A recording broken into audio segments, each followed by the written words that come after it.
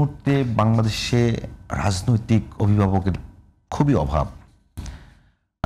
সেই জায়গা থেকে বিএনপি চেয়ারপারসন যদি এখনকার যে অসুস্থতা তাকে নিয়ে যে আলোচনাগুলো চলছে, বেশিরভাগ ক্ষেত্রে আলোচনাগুলো খুব নেগেটিভ, হয়তো এই বয়স অনেক, তারপরে যে রোগগুলো সব মিলিয়ে বাংলাদেশের রাজনীতিতে কি প্রভাব পড়তে পারে বলে মনে করেন? বাংলাদেশের রাজনীতি ভীষণ প্রভাব পড়বে। আমি এই অফের আপনার সঙ্গে কিছু কথা বলছিলাম,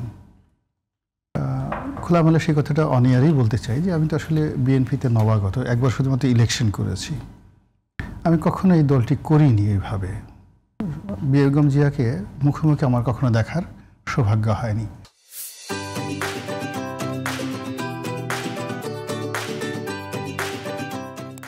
উনিও, আমি যখন যোগদান করেছি সেই সময়টাতে উনি জেলখানাতে, তারপর জেলখানা থেকে তিনি যখন বেরোলেন, অনেকে গেছেন, কিন্তু আমার কাছে মনে হয়েছে উনি খুব অসুস্থ, ওনাকে যাওয়া মানে ডিস্টার্ব করা। আর ওনার আমার সম্পর্কে আমি যতটা জেনেছি যে উনি আমার ব্যাপারে খুব আগ্রহী ছিলেন এবং ওনার উৎসাহে উদ্দীপনাতে মূলত দল আমাকে মনোনয়ন দিয়েছিল, যেটা আমি শুনেছি। তো সেক্ষেত্রে আমি তার দলে আছি, তিনি যদি প্রয়োজন মনে করতেন আমাকে ডাকতেন। তো যেহেতু তিনি ডাকছেন না, আমার কাছে মনে হচ্ছে যারা ওখানে যাচ্ছেন, ভিড় করছেন, মূলত তারা তাদের নিজেদের ক্রেডিবিলিটি বাড়ানোর জন্য বা বেগম জিয়ার সাথে দেখা করতে গেছেন, বাসায় গেছেন, এটা বাড়ানোর জন্য তাকে হয়তো ডিস্টার্ব করছেন। আসলে এই কারণে আমি আর অনেক আগ্রহ ছিল তার সঙ্গে কথা বলার, দেখা করার, কিন্তু সে সুযোগ আমার কখনো হয়নি।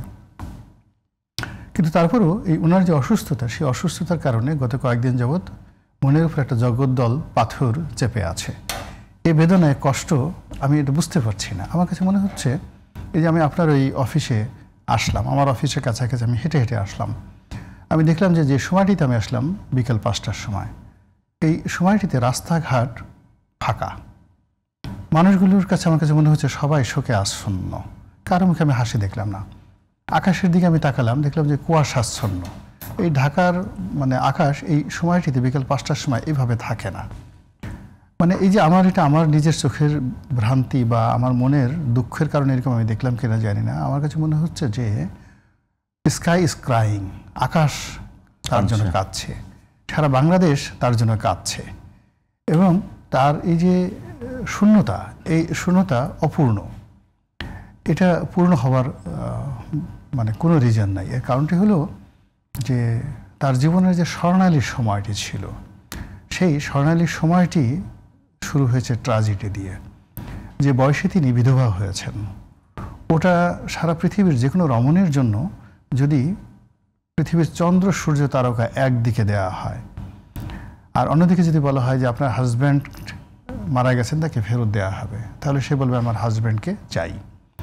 তো রাজনীতি বলেন, ঘর বলেন, সংসার বলেন, আপনি ওই সময়টাতে বেগম জিয়ার যে সাক্ষাৎকারগুলো শহীদ প্রেসিডেন্ট জিয়া রহমানের মৃত্যুর পরে, আপনি তাকে দেখলেই মনে হবে বিষণ্ণ এবং উদাসীন এবং পৃথিবীর সবচেয়ে মানে একজন কষ্টের থাকা একজন রমণী, যার অর্থবিত্ত, টাকা পয়সা কোনো কিছু ছিল না। বিশেষ করে সেই যে বিখ্যাত বিটিভির যে সাংবাদিক যিনি ছিলেন ফজলিল লোহানীর যে সেই সাক্ষাৎকার, সেই সাক্ষাৎকারে তিনি যখন তার ডেইলি জীবন, মাসিক জীবন, পারিবারিক জীবন, সেই জীবনের দৈন্য দশা, অভাব অভিযোগের কথা বলছিলেন, আপনার কাছে এ যুগের একটা মেজর, এ যুগের একটা পুলিশের সাব ইন্সপেক্টরের স্ত্রীও অত সাধারণ জীবনযাপন করেন আমার কাছে মনে না। তো সেখান থেকে জাতির প্রয়োজনে তিনি এসেছিলেন বিএনপির হাল ধরতে। কারণ হলো ওই সময়টাতে আওয়ামী লীগ সুসংগঠিত ছিল না। আজকের ঠিক যে অবস্থাতে, আমি বিচিত্রার একসময় খুব বড় সাংবাদিক ছিলেন, চিফ রিপোর্টার ছিলেন কাজী জাওয়াত ভাই। তো কাজী জাওয়াত সাহেব 1984-এ প্রথম বেগম জিয়াকে নিয়ে একটি প্রচ্ছদ প্রতিবেদন করেছিলেন বিচিত্রাতে। তো উনি আজকে দেখলাম সেটা শেয়ার করেছেন। তো সেই শেয়ার করতে গিয়ে তিনি সেই প্রতিবেদন আগে একটা ইতিহাস বর্ণনা করেছিলেন যে কোন প্রেক্ষাপটে বেগম জিয়া রাজনীতিতে এসেছিলেন। এবং আপনি লক্ষ্য করবেন যে বেগম জিয়া যে পরিস্থিতিতে রাজনীতিতে এসেছিলেন সত্তার সাহেবের পতনের পর একদম ঠিক একই পরিস্থিতি এখন বাংলাদেশে বিরাজ করছে। দ্বিতীয়ত, যদি সামনে একটা নির্বাচন হয়, সেই নির্বাচনের পরে যে পরিস্থিতিটা তৈরি হবে, আপনি প্রেসিডেন্ট সত্তারকে বিএনপির সভাপতি বানানো, তারপর তার গণপ্রজাতন্ত্রী বাংলাদেশ সরকারের প্রধানমন্ত্রী হওয়া বা প্রেসিডেন্ট হওয়া, এবং ওই সময়টাতে মওদুদ আহমেদের নেতৃত্বে একটি বিদ্রোহী গ্রুপ, আরেকটি গ্রুপ হয়েছিল ডাক্তার মতিনের নেতৃত্বে আরেকটি বিদ্রোহী গ্রুপ। এই দুটো গ্রুপের মারামারি কাটাকাটির ফলে সামরিক শাসনটা অনিবার্য হয়ে যায় এবং এখন ঠিক একই অবস্থা হয়ে গেছে। তো এখন দেখুন যদি ইলেকশনের যে এই যে মাঠে এখন আওয়ামী লীগ নেই, 75-এর 15ই আগস্টের পর যে অবস্থাটা হয়ে গেল একই অবস্থা হয়ে গেল। এখন এই সময়টাতে রাজনীতিতে যে বিরাট একটা শূন্যতা যাচ্ছে, সেই শূন্যতার মধ্যে পুরো দেশ এখন কাণ্ডারিবিহীন। আপনার কারো মুখের দিকে তাকিয়ে আপনি দেখুন, একমাত্র বাংলাদেশে এই মুহূর্তে যদি ধরেন এই গত 14 মাসে যদি এই বাংলাদেশে কাউকে নিয়ে ট্রল হয়নি, কাউকে গালাগালি করা হয়নি, এই মানুষটি একমাত্র বেগম জিয়া। এর বাইরে জামাতের শফিকুর রহমান, ডক্টর মোহাম্মদ ইউনূস, মানে এমন কেউ নাই, রহমান সব মানুষকে অশ্লীল অশ্রাব্য ভাষায় গত 14 মাসে সবাই গালাগাল করেছে।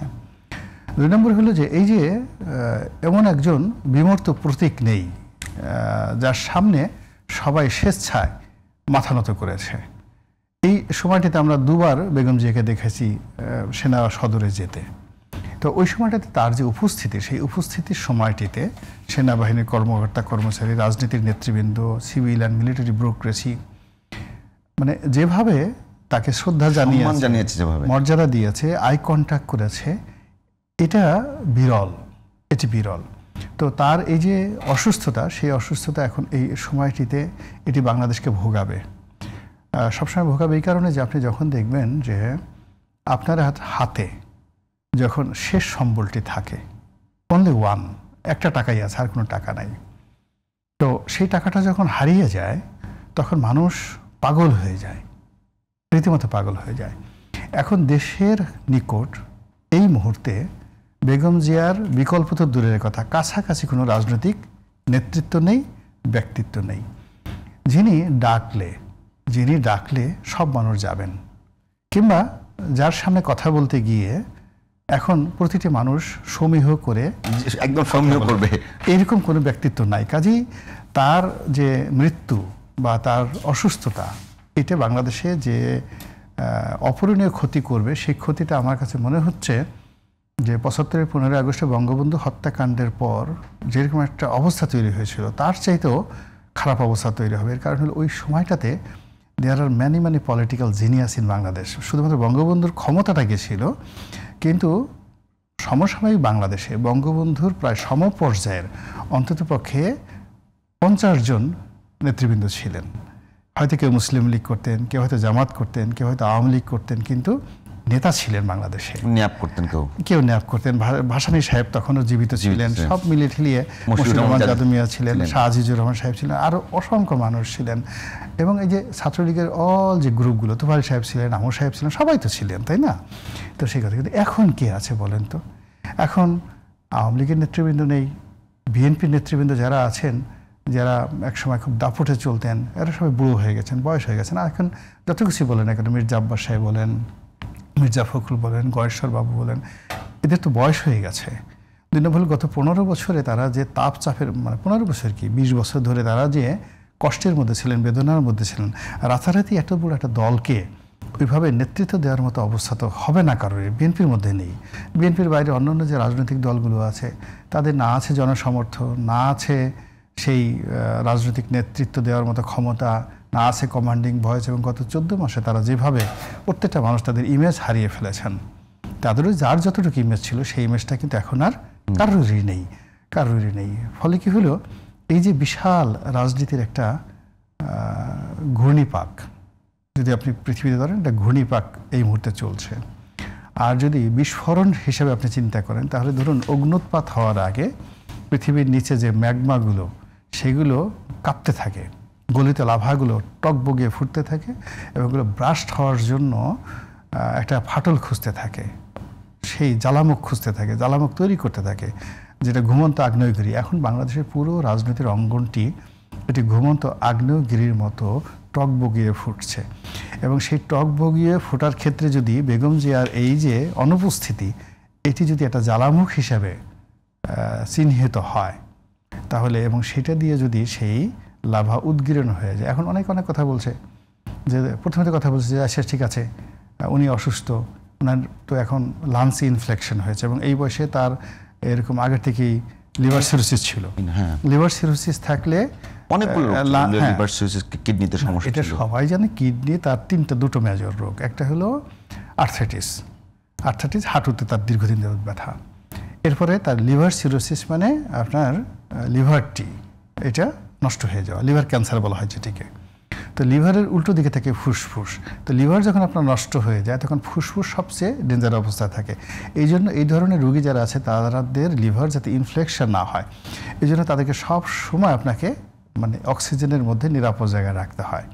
তো এখন সবাই ইনফেকশন না হয়, যেটা ইনফ্লেকশন না হয়। তো এই অবস্থাতে কেন, কারা, কোন উদ্দেশ্যে তাকে এই সেনাবাহিনীর অনুষ্ঠানে ওই দিন নিয়ে গেল? এবং আপনি দেখেন সেখান থেকে আসার পরের দিনই কিন্তু তাকে হাসপাতালে যেতে হয়েছে।